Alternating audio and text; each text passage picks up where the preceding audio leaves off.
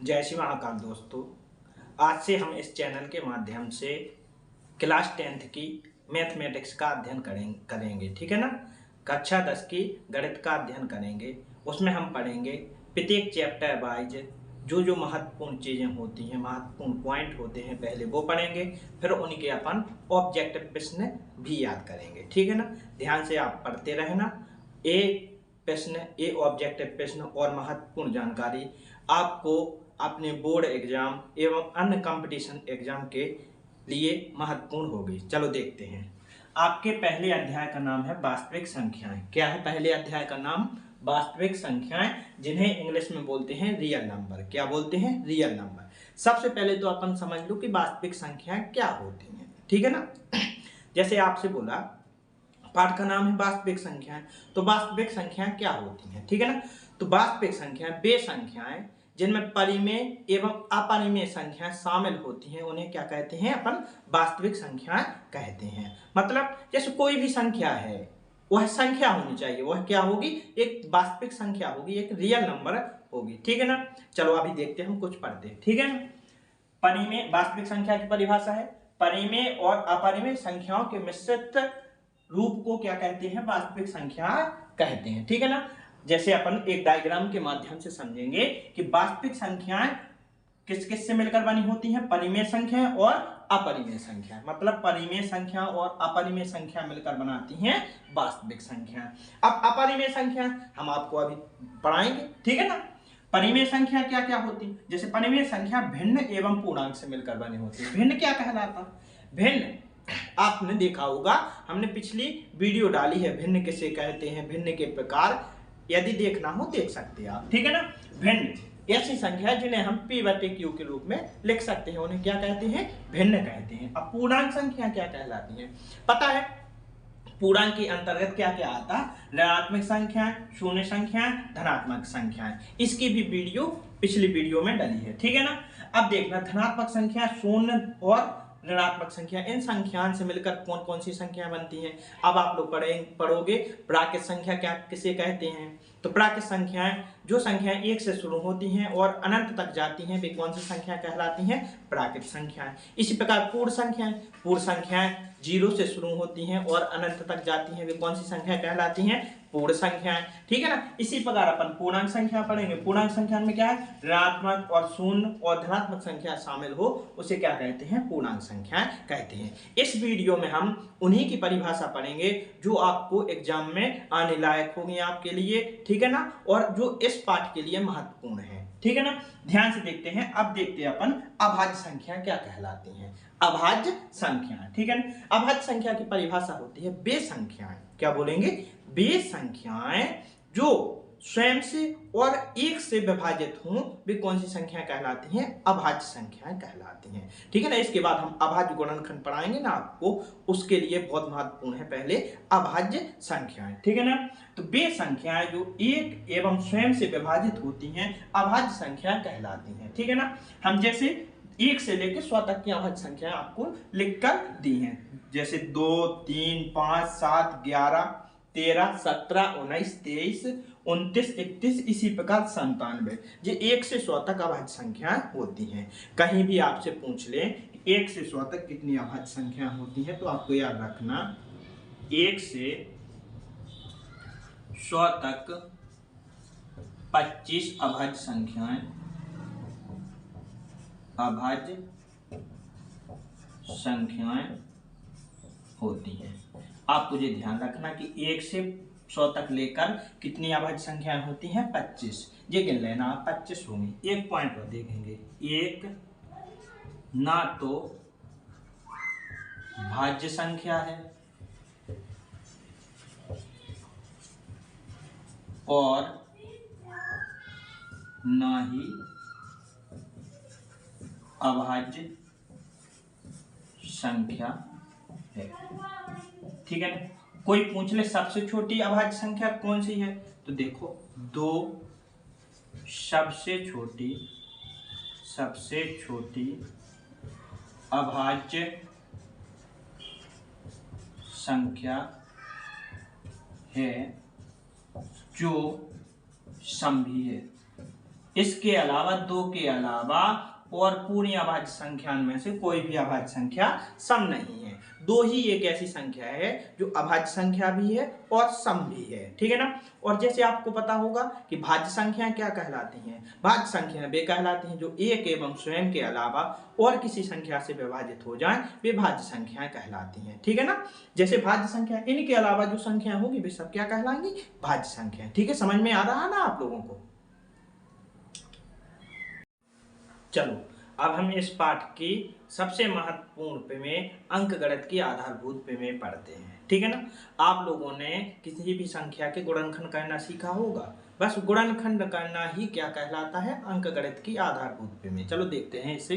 देखो, प्रत्येक भाज्य संख्या को क्या बोलेंगे, प्रत्येक भाज्य संख्या को अभाज्य संख्याओं के गुणनखंड के रूप में व्यक्त किया जाता है तथा यह गुणनखंड अभाज्य गुणनखंडों के आने वाले क्रम के बिना अद्वितीय होता है। मतलब जब हम किसी भी भाज्य संख्या के गुणनखंड कहते हैं तो उसके गुणनखंड हम अभाज्य संख्या के रूप में कहते हैं और उसी रूप में लिखते हैं। बस इसी को क्या कहते हैं, अंकगणित की आधारभूत प्रमेय, ठीक है ना। जैसे अपन देखते हैं 8232 को अपन अंकगणित की आधारभूत प्रमेय के अनुसार गुणनखंडित करते हैं तो उसे किस रूप में लिखते हैं, 2 की घात 3 गुना 3 गुना 7 की घात 3। इसी प्रकार 32760 को भी अपन लिखते हैं, ठीक है ना। अच्छे से समझते जाना आप लोग।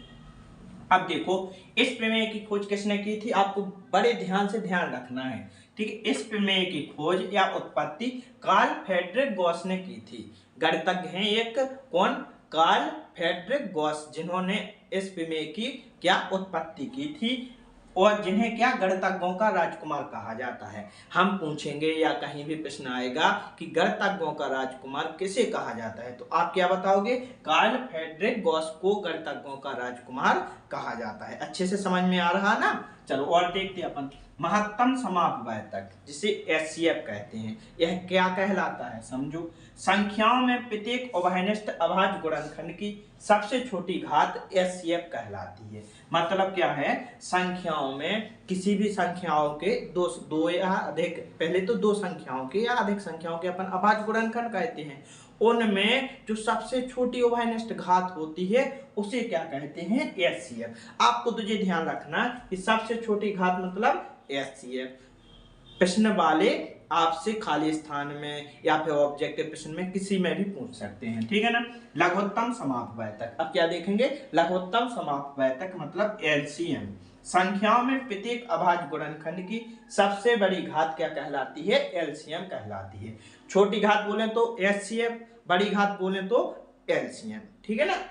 अब देखते हैं कि इन्हीं 2 पूर्णांकों a और b के लिए, मान लो कोई 2 संख्या है, उनके लिए क्या होता है, एचसीएफ ए बी गुना एलसीएम ए बी बराबर a गुणे b। इसे बोल सकते हैं कि दोनों संख्याओं का गुणनफल बराबर लासा गुणे मासा, ठीक है, एलसीएम गुणे एचसीएफ। नहीं आई बात समझ में, इसे अपन शॉर्ट में लिख सकते हैं, यहाँ पर लिख दे रहे हैं, ठीक है ना।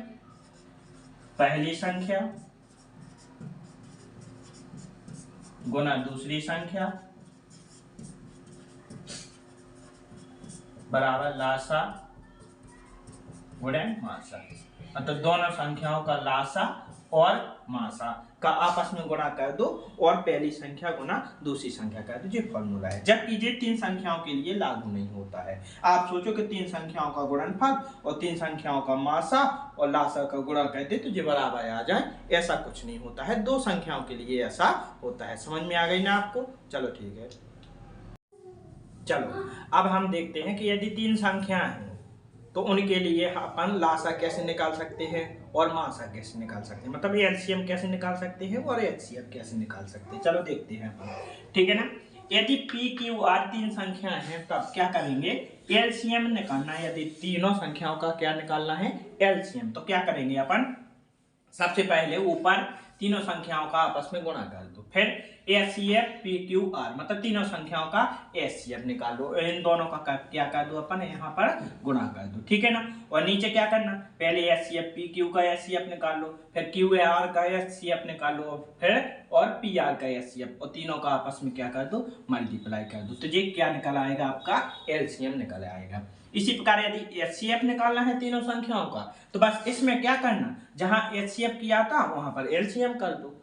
ये देखना आपको तो एचसीएफ निकालना तो एलसीएम ज्ञात करना और एलसीएम निकालना तो एचसीएफ ज्ञात करना, ठीक है ना, निकाल लोगे ना। चलो अब देखते हैं परिमेय संख्या कौन सी संख्या कहलाती है, ठीक है ना।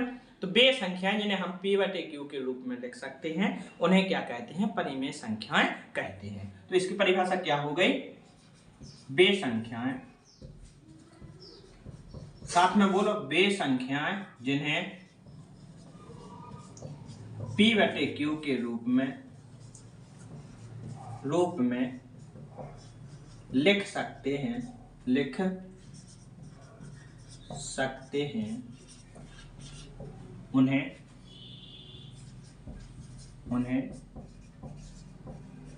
परिमेय संख्याएं कहते हैं, ठीक है ना।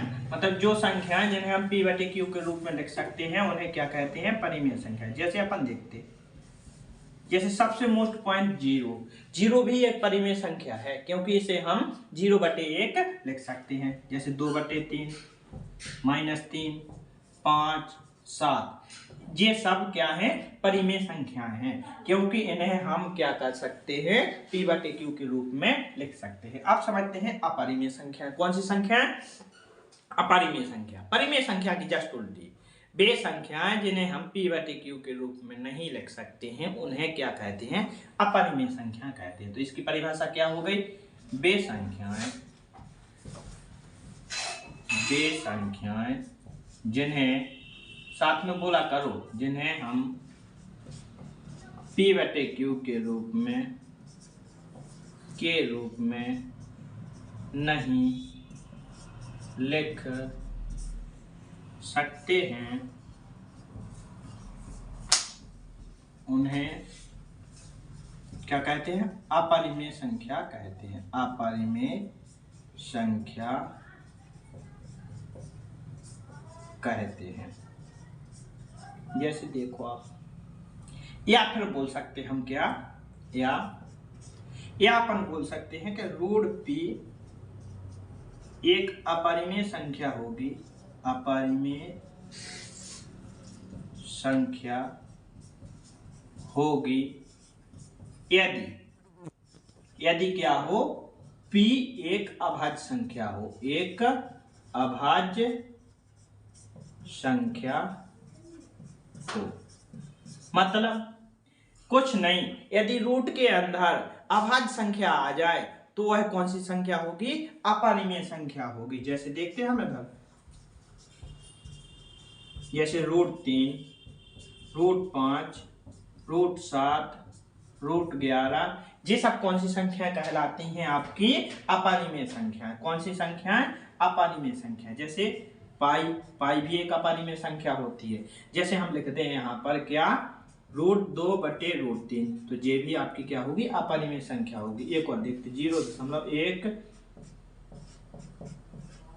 ये भी कौन सी संख्या है, अपरिमेय, जिसमें परिवर्तन होता जा रहा है, तो वे कौन सी संख्या होती हैं, अपरिमेय संख्या होती है। समझ में आ गई ना आपको अब क्या करेंगे, अपरिमेय संख्याओं से संबंधित कुछ पॉइंट नोट करेंगे जो पेपर में आने लायक है, ठीक है ना। सबसे पहले तो क्या है आपका, यदि p, क्या बोलेंगे, यदि p एक अभाज्य संख्या है, एक अभाज्य संख्या है, साथ में बोलो, यदि p एक अभाज्य संख्या है तथा यदि p q² से विभाजित है तब p q से भी विभाजित होगा। मतलब नहीं समझे आप, जहां q क्या है, जहां q एक धनात्मक पूर्णांक है। मतलब देखो, यदि पी क्यू स्क्वायर से विभाजित है तो क्या होगा, पी क्यू से भी विभाजित होगा। ठीक है ना। मान लो कोई संख्या, जैसे आपकी कोई संख्या है स्क्वायर से विभाजित है तो वह उस संख्या के वर्गमूल से भी विभाजित होगी। आई बात समझ में। और भी पॉइंट नोट करेंगे, ठीक है ना, ध्यान से समझना। एक परिमेय संख्या और एक अपरिमेय संख्या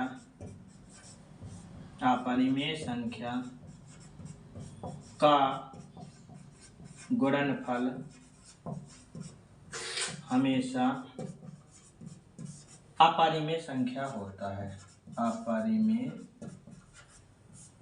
संख्या होता है। ठीक है ना।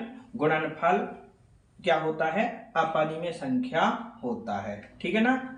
और देखो गुणनफल तो ठीक है, यदि गुणनफल की जगह भाग हो तो वो भी एक अपरिमेय संख्या होगा। भाग के अलावा क्या जोड़ या घटाना हो तो अपरिमेय संख्या होता है। तो इस गुणनफल की जगह क्या क्या कर सकते हैं अपन, योगफल, योग, अंतर और क्या बोलेंगे, भाग। तो मतलब एक परिमेय संख्या और एक अपरिमेय संख्या का गुणनफल, योग, अंतर या भाग क्या होता है, एक अपरिमेय संख्या होता है। ठीक है ना। आपको अच्छे से ध्यान रखना है। चलो एक महत्वपूर्ण बिंदु और देख लेते हैं। ठीक है ना। यहाँ पर देखते हैं अपन क्या होता है, परिमेय संख्याओं का दशमलव प्रसार शांत या अशांत आवर्ती होता है, जबकि अपरिमेय संख्याओं का दशमलव प्रसार हमेशा अशांत अनावर्ती होता है। चलो यहाँ पर लिख लेते हैं।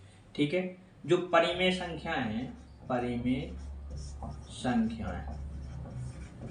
संख्याओं का दशमलव प्रसार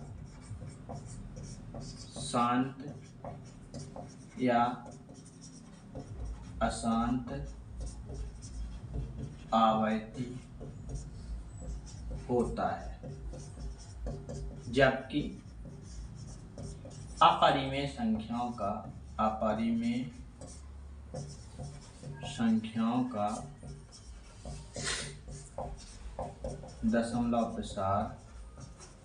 दशमलव प्रसार हमेशा